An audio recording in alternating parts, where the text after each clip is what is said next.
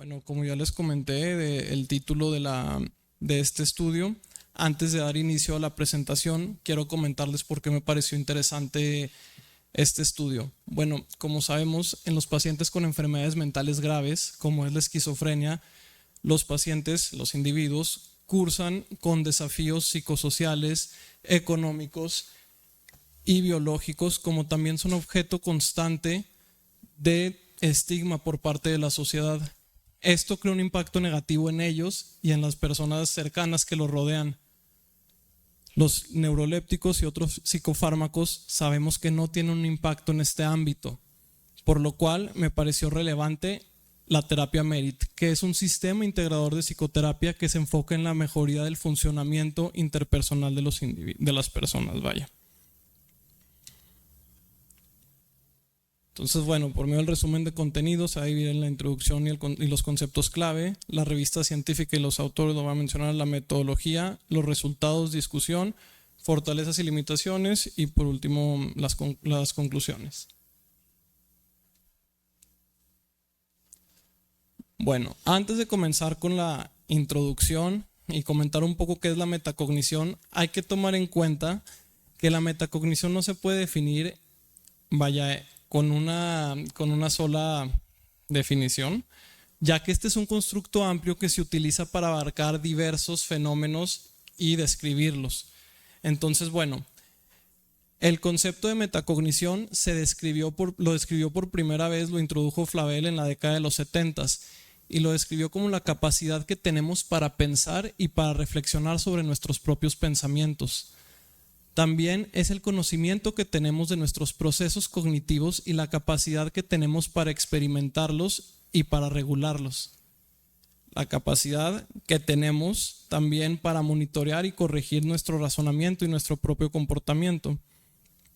También es importante describir que la reflexión y el juicio que tenemos sobre nuestra memoria es otro fenómeno que se le conoce como metamemoria. Entonces, bueno, con la finalidad de incluir este espectro de habilidades mentales, Lysaker describió el modelo integrado de la metacognición, que consiste en 4 habilidades o dominios principales. El primero siendo la autorreflexividad, que es la capacidad que tenemos para reflexionar sobre nuestro estado mental. El segundo es la comprensión de la mente del otro, que es la reflexión que tenemos sobre los estados mentales ajenos. El tercero es el descentramiento, que es el que comprendamos que nosotros no somos el centro del mundo y que hay diversas maneras de entender la realidad. El cuarto y último es la maestría o el dominio, que es la reflexión sobre cómo nuestra conciencia y la de los demás influye y se utiliza para resolver desafíos psicológicos y sociales. La metacognición influye y juega un papel importante en que reconozcamos las regularidades de las conductas de los demás e identifiquemos las tendencias propias de nuestro razonamiento. También juega un papel importante en diversas operaciones mentales de manera simultánea, automática y adaptativa, y nos da un sentido flexible y multifacético, como también multidimensional, de nosotros mismos y del mundo. Entonces, bueno, la metacognición juega un papel importante en la esquizofrenia, en el sentido de agencia, en la educación, en el desarrollo, en el aprendizaje y en la regulación emocional, como también muchas otras situaciones. Entonces, en pacientes con esquizofrenia sabemos que hay una fragmentación de las experiencias mentales, en la cognición, en la emoción y en la volición, como también hay una pérdida en el sentido de la identidad, que es la experiencia que tenemos de nosotros como único y con límites claros entre el individuo y los demás. También hay alteraciones en el sentido del yo, ¿sí? Que es la conciencia que tenemos sobre nosotros mismos. Entonces aquí experimentamos quiénes somos en el mundo y la capacidad que tenemos para salir adelante. También es importante mencionar, con base a las 4 A's de Bleuler que describió para la esquizofrenia, la primera y de las más importantes, el trastorno de las asociaciones o asociaciones laxas, que aquí hay una pérdida de la capacidad para vincular ideas entre sí. Entonces esto conlleva a que hay una alteración en la capacidad que tenemos para dar sentido al mundo y la capacidad que tenemos para comportarnos de manera adaptativa. Entonces, todas estas alteraciones, se presentan en individuos con esquizofrenia. Hay que tomar en cuenta que en pacientes con esquizofrenia hay un declive en las habilidades metacognitivas. Entonces, cuando hay una alteración en el dominio de autorreflexividad, que es el primero que les comenté, va a resultar en una alteración en la memoria verbal, visual y en la velocidad del procesamiento e inteligencia. También, cuando hay una alteración en el dominio de la autorreflexividad, en la comprensión de la mente del otro, que es el segundo, y en la maestría o el dominio, que es el cuarto, va a resultar en un retraimiento social, un retraimiento emocional de los individuos con esquizofrenia. Entonces, bueno, ya pasando a qué papel juega la metacognición y qué impacto tiene el aprendizaje, hay que tomar en cuenta que el conocimiento de la metacognición se divide en declarativo, que es el que nosotros sepamos qué estrategias nos funcionan y cuáles no; el procedimental, que es saber cómo hacer las cosas; y el condicional, que es el tercero, de cuándo y por qué vamos a utilizar ciertos procedimientos. También el conocimiento de la metacognición se divide en el conocimiento de las personas, que es lo que entendemos de nosotros mismos y lo de otros. Por ejemplo, saber que un amigo o compañero es socialmente más sensible que otro o que nosotros. El conocimiento de las tareas, que es saber acerca de las diferentes tareas cognitivas y qué se requiere para realizarlas. Como saber que nosotros tal vez aprendemos de una manera más eficiente con contenido auditivo a comparación con un contenido visual. También está el conocimiento de las estrategias, que es el conocer qué estrategias cognitivas existen y cuándo deben usarse y por qué son eficaces para nosotros. Como también cuando tenemos que memorizar algo, saber que para realizarlo, para poder llegar a hacerlo, es importante, es bueno estar repitiendo la información. También está la experiencia metacognitiva, que son los sentimientos que se generan cuando nosotros realizamos una actividad cognitiva y el impacto que tiene esta experiencia en la manera que realizamos la tarea. O sea, es la confianza que nos da ya al realizar dichas tareas. Pasando al papel que juega la metacognición en el impacto del sentido de agencia.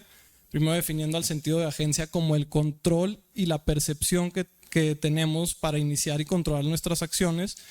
Pues bueno, este proceso implica la reflexión de nuestras acciones y las decisiones que tomamos por medio de monitorear y ajustar las acciones con base a las metas de cada uno. Y esta reflexión que se tiene que evaluar y monitorear es un componente clave de la metacognición. Con base al impacto que tiene y el papel que juega la metacognición en la regulación emocional, primero describiendo la regulación emocional como el proceso en el cual se elige qué emociones tener, cuándo y cómo queremos experimentarlas.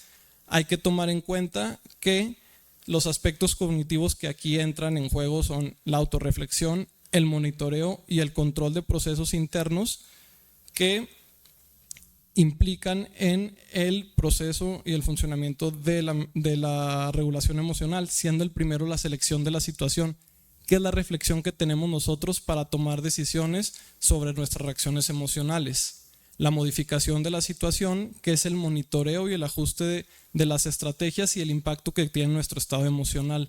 El despliegue de la atención, que es focalizar o enfocar nuestra atención de manera voluntaria, decisión propia, y el impacto que tienen nuestras emociones, o sea, las conductas que vamos a realizar. El cambio cognitivo, que es la reflexión que hacemos nosotros para cambiar la interpretación de una situación específica, y la modulación de la respuesta, en la cual evaluamos y modificamos nuestra expresión emocional. Entonces, bueno, hay diferentes maneras para poder evaluar la metacognición en los individuos. Esta es la escala abreviada de evaluación de la metacognición, que bueno, puntúa la capacidad metacognitiva de un paciente y lo divide ya en los 4 dominios o habilidades que les vengo comentando desde un principio. Cada ítem refleja un acto metacognitivo más complejo. Por ejemplo, en la autorreflexividad, el nivel 0 posee una ausencia total de la conciencia sobre la propia actividad mental. En la comprensión de la mente del otro, posee una ausencia total de la conciencia de la actividad mental de los otros. En el descentramiento nos consideramos a nosotros mismos como el centro del mundo o como la causa de todo lo que ocurre, y en el dominio o la maestría, pues la ausencia de la conciencia de los problemas, ¿no? Entonces esta fue la que se utilizó para el estudio que estoy presentando. Y bueno, llega ya hasta los niveles 7 y 8. Bueno, pasando tal cual ya lo que es la terapia de reflexión metacognitiva e insight, que fue introducida por Lisa Kerr en 2014. El objetivo de esta terapia es promover la recuperación del individuo a través de la estimulación de la metacognición. El eje central aquí es entrenar los procesos que van a permitir el desarrollo de un sentido amplio y flexible de nosotros mismos y del mundo. Y aquí hay que tomar en cuenta este último factor que es muy importante, que es el paciente como el agente del cambio a lo largo del tratamiento. Entonces hay que saber que hay también objetivos específicos de la terapia MERIT en pacientes con esquizofrenia. Bueno, el primero es el de desarrollar una comprensión profunda de las experiencias internas y facilitar una mayor autoconciencia y autocomprensión. Mejorar las habilidades sociales y empáticas para tener una manera más eficaz y significativa de que se relacionen con otras personas. Dar una mayor flexibilidad cognitiva y reducir el egocentrismo del paciente, tener una mejoría en la toma de las decisiones y empoderar al individuo para poder afrontar los desafíos que tengan en su vida cotidiana de una manera efectiva. Se lleva a cabo por medio de técnicas narrativas en la cual el individuo, el participante, va construyendo historias más coherentes sobre sus experiencias de recuperación y cómo va mejorando e impactando en su calidad de vida. Hay que saber también que hay 6 requisitos para implementar la terapia MERIT. El primero es entender y saber que la recuperación de los trastornos mentales es posible. El segundo, y ya se los mencioné previamente, es que los pacientes son agentes activos de su recuperación y que el terapeuta, en este caso, su papel es como de consultor y de igualitario, vaya, no es jerárquica esta psicoterapia. El cuarto es que las experiencias de las personas con un episodio psicótico pueden entenderse mutuamente. Aquí hay que tomar en cuenta que todos los síntomas y experiencias deben ser tratados por el terapeuta. El quinto es que con base vayan teniendo un nivel más alto de conciencia, les van a ayudar a identificar qué situaciones le generan angustia emocional a los pacientes, o sea, van a estar más conscientes de ello. Y por último, el sexto es el estigma social, saber que afecta profundamente al individuo y también a las personas que lo rodean, por lo cual es tarea del terapeuta contrarrestarlo. Bueno, entrando ya a los principios generales de la terapia MERIT, que son 8, hay que saber que los primeros 4 son de contenido, los otros 2 son de proceso y los últimos 2 son supraordinados, entonces los voy a comentar brevemente. Bueno, el primero es la agenda, que es por qué viene el paciente, por qué llega a la terapia, qué intenciones tiene, qué motivaciones y objetivos y necesidades. Es lo que el paciente está buscando, obviamente guiado por el terapeuta. Y es el paciente que determina con el acompañamiento del terapeuta los objetivos de su tratamiento. El segundo es la inclusión de la mente del terapeuta. En este principio, el terapeuta va a compartir sus pensamientos y reacciones hacia el comportamiento y las actividades mentales del paciente. Aquí se establece al terapeuta como una persona que tiene sus propios pensamientos y reacciones. Aquí, se les solicita al terapeuta que compartan genuinamente lo que está ocurriendo en sus mentes al ver estas actividades mentales. Y va a formar una conexión en la que las dos mentes cooperan y se relacionan y reflexionan en equipo. El tercero es la obtención del episodio narrativo, que se los comentaba en los objetivos de la terapia MERIT de la esquizofrenia. Bueno, aquí se reflexiona con los pacientes sobre cómo narran sus historias y cómo se ven a sí mismos en dichas historias.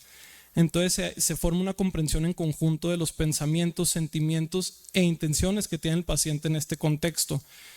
Es la base para aclarar y avanzar hacia sus objetivos en la recuperación. Entonces, en un principio, en esta terapia, los episodios narrativos probablemente van a ser esqueléticos, con poco detalle, ¿no? Y ya en lo que va pasando poco a poco las sesiones de esta psicoterapia, estos episodios narrativos los van describiendo con mayor claridad y con mejor detalle.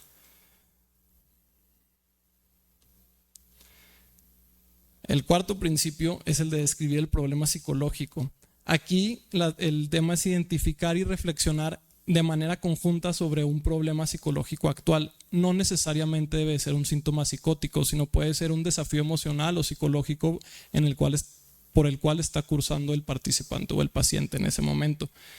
Aquí hay que considerar en conjunto cómo el paciente está enfrentando o va a enfrentar este desafío y la respuesta que va a tener ante el mismo. El quinto principio es la reflexión sobre la relación terapéutica. Entonces aquí hay una reflexión en conjunto sobre los procesos interpersonales que están ocurriendo en la relación entre el terapeuta y el paciente. Y aquí se ayuda a pensar sobre uno mismo y los demás, pero en forma y en contexto de una relación y no individual. Entonces el terapeuta debe reflexionar en conjunto con el paciente sobre su relación, ¿no? El sexto principio es sobre reflexionar del progreso que ha tenido el participante, el paciente. Aquí se explora la percepción de los pacientes sobre cómo la terapia ha impactado en su vida cotidiana. Aquí se hace uso de un nivel superior de reflexión. Se explora en conjunto todo lo que ha tenido lugar en la terapia. Aquí se centra en un objetivo específico a largo plazo o los resultados específicos que está teniendo el participante, el paciente. El séptimo principio es el de estimular la autorreflexión y la conciencia del otro. Entonces aquí es cuando ya debe ir teniendo el paciente una capacidad para reconocer sus experiencias mentales propias y la descripción de los sucesos que van teniendo. Se dan cuenta y entienden que los demás también tienen experiencias mentales, pensamientos y recuerdos propios, que pues es como tal la comprensión de la mente del otro, ¿no? Aquí hay una ampliación en las diferentes perspectivas que va a tener el paciente. Bueno, esa es la finalidad. El octavo principio es el estimular la maestría o el dominio de los pacientes. Aquí el terapeuta debe estar consciente del nivel metacognitivo que el paciente ha tenido a lo largo y ha desarrollado a lo largo de las sesiones, provocando que ambos reflexionen sobre dicho proceso, dicho cambio que han estado teniendo y se centren en cómo los pacientes responden a sus problemas psicológicos mediante la utilización de la comprensión más completa que en este momento tienen de sí mismo y de los demás. Entonces, bueno, este artículo se publicó en el Journal of Behavioral Sciences, que actualmente tiene un factor de impacto de 2.5. Bueno, los autores principales fueron Noah Tsukram, Adi Moka, Adi Lavi Rottenberg, Livi Igra y Elaine Hasson-Ohayon. Bueno, de la información que encontré de estos autores, Hasson-Ohayon es una profesora del Departamento de Psicología de la Universidad de Bar Ilan en Israel y también es la directora del Laboratorio de Investigación de Psicología y de Rehabilitación, que tiene pues obviamente una expertise en metacognición, la reflexión y la identidad del paciente. Entonces, bueno, pasando a los objetivos principales de este artículo, bueno, es tal cual explicar y poder describir la experiencia subjetiva de los pacientes que recibieron la terapia MERIT, entendiendo sus experiencias personales, su percepción de mejoría y la satisfacción que tuvieron a lo largo de estas sesiones. Y identificar cuáles fueron los elementos claves para que se beneficiaran de esta psicoterapia.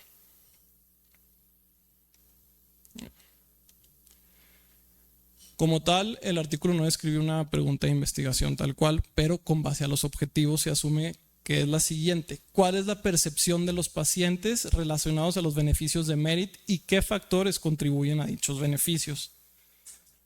Continuando con la metodología, es importante tomar en cuenta que este estudio, por los datos empleados, es un estudio cualitativo, que tiene como finalidad comprender la visión y las perspectivas de los participantes sobre el fenómeno a estudiar y profundizando en sus experiencias y la forma que percibieron esta realidad. Por la naturaleza de las variables empleadas en este estudio, es de tipo exploratoria, que aquí se conoce la relación entre fenómenos pocos estudiados y se encarga de obtener la información básica para abordar un problema, con la finalidad de que investiguemos la opinión de los participantes sobre alguna intervención, en este caso la terapia MERIT. Por último, por el tipo de diseño que es descriptivo, este estudio es fenomenológico, que aquí la finalidad que tiene es que tengamos una experiencia, perspectiva y significado individual de lo subjetivo de cada uno de los pacientes, para nosotros tener un entendimiento de los fenómenos desde el punto de vista, obviamente, del participante, ¿no? Entonces, esto es como lo que obtenemos de los estudios cualitativos. Es la finalidad.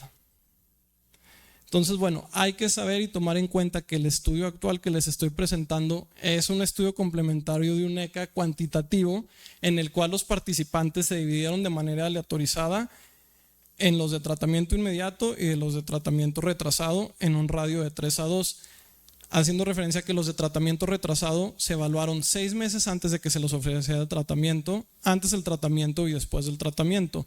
Y en el grupo de tratamiento inmediato se evaluaron previo al tratamiento y después del tratamiento. Entonces, hay que tomar en cuenta que en este estudio no se mencionó muy detalladamente el proceso de selección específico de los participantes. Sin embargo, es importante recalcar que en los estudios cualitativos la selección de los participantes es sistemática y flexible. Por ejemplo, con el uso del muestreo intencional, que aquí los autores definen qué tipo de participantes van a ser los más aptos para que se cumplan los objetivos del estudio. Entonces, bueno, los participantes son pacientes que acudieron de manera voluntaria al Departamento de Psicología en la Universidad de Bar-Ilan en Israel, que acudían con la finalidad de buscar atención psicológica. Se llevó a cabo entre 2017 y 2021 y se dividieron, como les mencioné, de manera aleatorizada en el grupo de tratamiento inmediato y retrasado, y se valoraron por medio de 24 sesiones. Pasando a los criterios de inclusión, bueno, estaban los trastornos del espectro de la esquizofrenia principalmente, y esquizoafectivo, por medio de datos médicos, diagnosticado por medio de datos médicos previos y la Mini International Neuropsychiatric Interview. Los criterios de exclusión, por otra parte, fueron la discapacidad intelectual, los trastornos neurológicos, trastornos por consumo de sustancias, que es una pregunta, y psicosis aguda, como también el riesgo del comportamiento suicida. Entonces, en general, la cantidad de la muestra fueron 27 participantes, siendo el 66.7% hombres, siendo todos mayores de 18 años, con una edad media de 37.3. Todos los participantes, es importante saber que estaban recibiendo tratamiento psiquiátrico tanto en clínicas ambulatorias como en servicios de rehabilitación.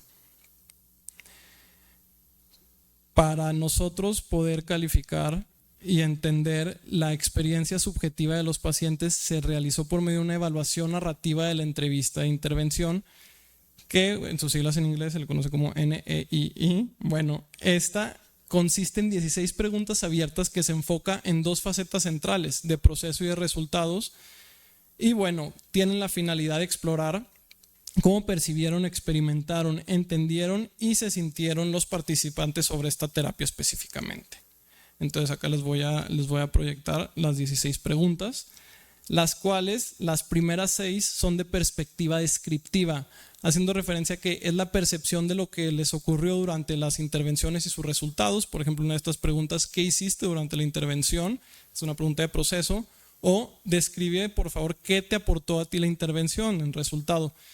Las últimas 10 son de perspectiva evaluativa, que aquí hay un juicio sobre la deseabilidad de los diferentes aspectos de los procesos y los resultados, como por ejemplo, ¿qué componente identificaste tú que te fue útil durante la intervención y cuáles fueron los objetos o efectos indeseables o adversos de la intervención? Que esto es como una perspectiva evaluativa de resultado. Entonces, pues bueno, aquí están las 16 preguntas, ¿no? Entonces, hay que tomar en cuenta que para el análisis cualitativo se realizó y se alineó en los 3 pasos del orden de la teoría fundamentada, que fueron la recolección de datos, la codificación y el análisis de datos. Entonces, en la siguiente diapositiva les comento cómo se realizó el análisis cualitativo. El primer paso fue que 2 jueces valoraron las entrevistas para identificar el grado de satisfacción, los dominios de cambio después de la terapia, los factores principales que contribuyeron al cambio percibido. El segundo paso fue que los autores, y los jueces discutieron y llegaron a un acuerdo en la identificación de los temas y desarrollaron diferentes categorías de calificación y un sistema de puntuación específico con grados de satisfacción yendo desde 0 a que no se menciona, 1, una referencia negativa de la terapia, 2, una referencia neutral de la terapia y 3, una referencia positiva de la terapia. El tercer paso consistió en que cada juez leyera todas las entrevistas de manera completa y lo clasificaran de manera independiente según los temas de codificación a tratar. Es importante también mencionar que las discrepancias entre las calificaciones que se encontraron se resolvieron mediante discusión hasta alcanzar un consenso. Entonces, los resultados se dividieron en el nivel de satisfacción que mencionaron los participantes en el estudio, los resultados de los temas y los procesos de los temas. Iniciando con el nivel de satisfacción, aquí como se alcanza a ver, el 77.80% de los participantes se describieron estar satisfechos. Aquí les voy a leer qué era lo que comentaban los participantes de que las experiencias que tuvieron. Por ejemplo, de todas las terapias por las que he pasado, creo que esta fue la que más me ayudó. No me ayudó a salir completamente de mis problemas, pero realmente aprecié el tratamiento que recibí y creo que me ayudó. También, el tratamiento me permitió tener más confianza en mí misma, fortaleció mi motivación y alegría de vivir y mi fe en las personas, y también me ayudó a funcionar de una manera más adecuada o mejor. Los siguientes dos de acá arriba son los que tuvieron una respuesta neutral, que comentaban: siento que hay cierto cambio, pero algo muy general, algo que empezó incluso antes del tratamiento, no sé si puedo atribuirlo como tal a la terapia, o no sé qué ni cómo me ayudó el tratamiento, pero creo que el cambio que siento tiene que ver más bien con los medicamentos que tomo. Entonces aquí los participantes no atribuían el cambio a Merit, independientemente de que sí era resultado de esto o no. Y el otro 11.10% no se encontraron satisfechos con esta terapia. Mencionaban: sentí que hablamos de soluciones en terapias, pero al final no pasaba nada. O no sentí que participar en el tratamiento me aportase o me ayudara. Hablé mucho de ello con mi terapeuta. Con base a los resultados de los temas, estos se dividieron en la mejoría en la capacidad de reflexión y en la autogestión. En estos dos dominios se dividían en quiénes sí los mencionaban y quiénes no. Y en la mejoría en la capacidad de reflexión lo mencionaron el 85.20% de los participantes. Hace referencia a la conciencia que tenían los participantes en ese momento de sí mismo, la capacidad de centrarse en sí mismo con un estilo más coherente de autoexpresión, el ser consciente del estado mental de otras personas y reflexionar en los diferentes procesos y situaciones por los cuales están pasando. También una comprensión más profunda de los procesos y situaciones. Por ejemplo, comentaban: desarrollé la capacidad de hablar sobre temas que antes había reprimido y la apertura sobre temas que es difícil de hablar para mí. Ella, la terapeuta, me mostró otra forma de pensar, como ponerme en los zapatos de otras personas. También por último mencionaban: aprendí que la otra persona todavía podía amarme a pesar de todo. Ella no estaba enojada conmigo. Entonces esto era una de las expresiones, de las experiencias que estaban teniendo los participantes en este estudio. El segundo resultado de los temas, como les mencionaba, fue la mejora en la autogestión, que la mencionaron el 70.40% de los participantes.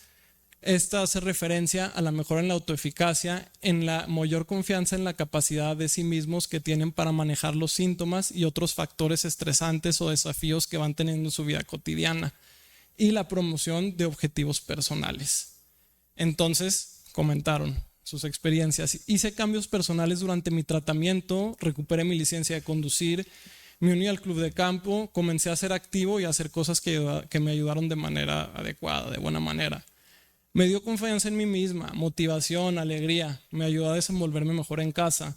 O también, después del tratamiento hubo cambios, soy independiente, sé cómo viajar en autobús, dónde bajarme y todo. Incluso en casa soy más independiente, hasta hago mi propia sopa. Pasando como tal al proceso de los temas, el que tuvo más impacto y el que fue más mencionado es el de la alianza terapéutica, que fue mencionado por el 95.7% de los participantes, que aquí se capta la colaboración percibida entre el paciente y el terapeuta y el vínculo afectivo o emocional que había entre las dos partes. Entonces mencionaban, por primera vez el terapeuta recordó todo lo que le comenté. Era alguien que me hablaba como un igual y trataba de entenderme. Aunque yo estaba distante, él trató de entenderme para poder hablar libremente con él. También mencionaban, el terapeuta fue empático conmigo, me ayudó a ser menos prejuicioso hacia mí mismo y comprender que podría mejorar la situación. Por último, también comentaban, estaba un poco repetitivo, el terapeuta estaba empático y muy simpático, sin embargo nos reímos mucho juntos. Entonces, hay que tomar en cuenta que también nos describieron qué características contribuyeron a esta alianza terapéutica, que fueron el apoyo, la continuidad, la escucha, la honestidad por parte del terapeuta y la terapia como un lugar seguro para desahogarse. Esto lo mencionaron el 85.2% de los participantes. También mencionando y dándole un impacto a la empatía terapéutica, siendo del 30%, o sea, el 7% de los participantes. Posteriormente está la intervención del terapeuta, y que aquí fue dividida en el pensamiento colaborativo, que lo mencionó el 56% de los participantes, la autorrevelación del terapeuta y la reflexión en conjunto sobre las metas, que aquí en el pensamiento colaborativo mencionaban, sentí que el terapeuta estaba dialogando conmigo, como lo hacen dos personas inteligentes.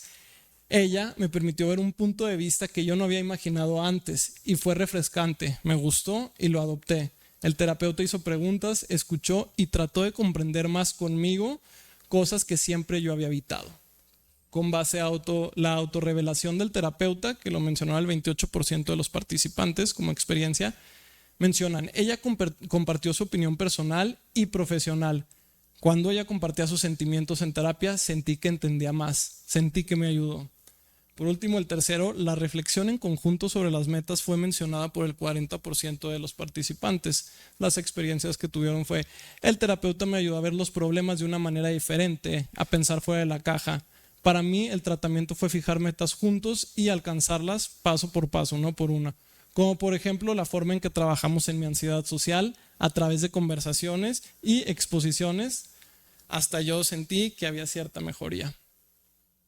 Otros que también estaban un poco neutrales o no se mostraron satisfechos mencionaban que en un 11%. Es poco difícil para mí decir lo que el terapeuta hizo. Recientemente he sentido una especie de cambio general, pero nuevamente me resulta difícil atribuir este cambio a algo específico, al tratamiento o a cualquier otra cosa que mi terapeuta haya hecho o me haya dicho. También el 3% comentó, sentí que el terapeuta estaba hablando conmigo sobre soluciones, pero no hacía nada para ayudarme a realizar estas soluciones.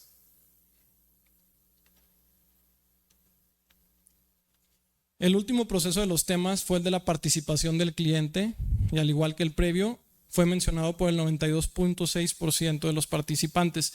Fue dividido en cómo y qué compartían los participantes, la asistencia constante y compromiso que tenían los participantes al proceso, la adherencia, y el trabajo entre las sesiones. Entonces me mencionaban, me ayudó a abrir mi corazón. El hecho de que hablé de cosas personales, de las que casi nunca hablé en la vida real, o sea, como esqueletos del armario, fue una bendición para mí.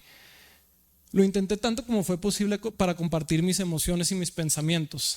También, con base a la asistencia constante y el compromiso con el proceso de los participantes, mencionaban, fui muy comprometido con el tratamiento, persistente, siempre a tiempo, incluso cuando llovía yo no me perdí de ninguna sesión. Creo que estaba muy comprometido con el tratamiento porque siempre llegué puntual y no me salté ni una reunión. Mi terapeuta también me dijo que ella sentía lo mismo. Con base a lo que mencionaron y su experiencia en el trabajo entre sesiones, comentan, como parte del tratamiento he cambiado, mi actitud ha cambiado.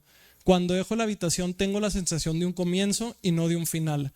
Sigo pensando en las cosas que se comentaron en la terapia, digiriéndolas y tratando de entender de dónde viene todo. Entonces, ya pasando como tal a la discusión, bueno, este estudio se agrega a literatura existente, fortaleciendo la eficacia que tiene la terapia MERIT, pero en este caso fue reportada desde el punto de vista de los pacientes. En un 77.8% reportaron estar satisfechos en los dominios de la autoexperiencia y su mejoría en la autogestión y las habilidades reflexivas que ya les venía mencionando.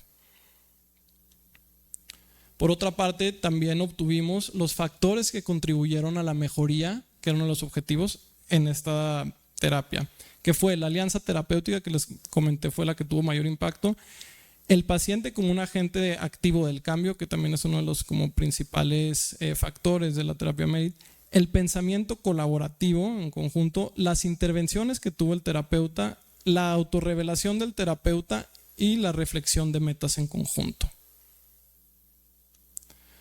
Por otra parte, también un metaanálisis reciente demostró una asociación positiva entre una alianza terapéutica fuerte y asociado a un mejor compromiso en el tratamiento, que fue igual lo que se pudo inferir en este estudio.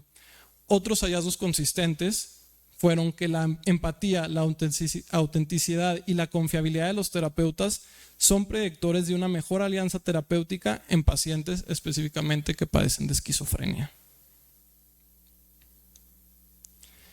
También saber que el desarrollo del sentido de agencia es un factor sumamente importante para la efectividad de MERIT, ya que este aumenta el compromiso del paciente, promoviendo así resultados positivos. Entonces, en conjunto, la participación activa del paciente y el fortalecimiento de la alianza terapéutica van a resultar en un desarrollo del sentido de agencia que influye en la sensación del individuo de competencia en el mundo y en su día a día. Es importante también mencionar pues, las fortalezas y limitaciones, empezando por las fortalezas, ¿no? Bueno, la comprensión de los efectos de MERIT por medio de experiencias subjetivas valiosas y completas es lo que obtuvimos, ¿no? La descripción de los resultados de MERIT desde el punto de vista, desde la experiencia subjetiva de los pacientes, enfatizando en la alianza terapéutica y el cliente como un agente activo. Pasando a las limitaciones, bueno, hay que tomar en cuenta que algunas de las entrevistas tenían un contenido o cantidad limitada, ya que los pacientes contestaban pues, de manera concisa y parca. También saber que se recopilaron los datos solo de los participantes que completaron las 24 sesiones. También aquí otra limitación es que realmente el estudio no detalla cuántos sí y cuántos no completaron dichas cantidades de sesiones. No se realizó un seguimiento longitudinal, ya que pues, la información que tenemos sobre el mantenimiento de esta terapia se desconoce. También es importante mencionar que no se evaluó y no se comparó la respuesta de MERIT con base a otros enfoques terapéuticos, con base a otras psicoterapias. Una limitación más que se identificó, que evidentemente es muy importante, es que un terapeuta y un supervisor del ensayo son autores del artículo, pues creando obviamente un sesgo. A modo de conclusión, bueno, y por más que suene repetitivo, saber que la terapia MERIT es efectiva para pacientes con esquizofrenia, específicamente los cuales están cursando con limitaciones de la metacognición y su autoexperiencia, que pues la mayoría, ¿no? Es importante para estudios futuros validar los hallazgos de este ensayo de manera longitudinal, que pues no se hace en y también relacionarlo y compararlo con otros tipos de psicoterapias que también pues era una de las limitaciones. Bueno, y por mi parte es todo. Muchas gracias.